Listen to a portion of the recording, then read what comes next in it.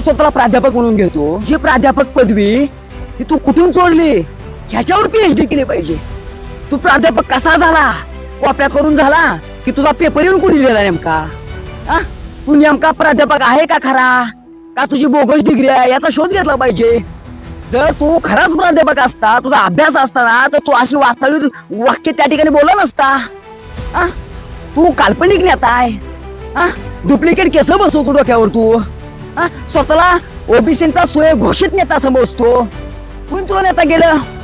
स्वयं घोषित नेता आहे तू. माझा तुला साधा प्रश्न आहे, धनगर समाजाला एसटी मधून आरक्षण मिळावं याच्याविषयी तू आजपर्यंत कधी बोलला का मीडियाच्या समोर? धनगर समाजाची एसटी मधून आरक्षणाच्या मागणीला तू आतापर्यंत कधी जोर धरला का? मोर्चे काढले का?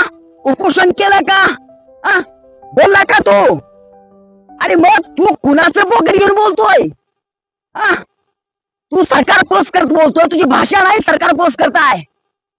लढायचं ना धनगराच्या एसटी आरक्षणासाठी लढा दिला तू, याच्यासाठी तू नाही लढू शकत.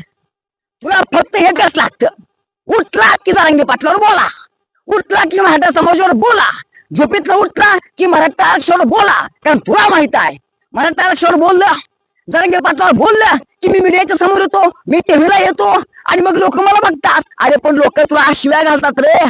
फक्त मराठा समाज नाही, अख्ख्या 18 पगड जाती 12 बलुतेदार सुद्धा तुला शिव्या देतात.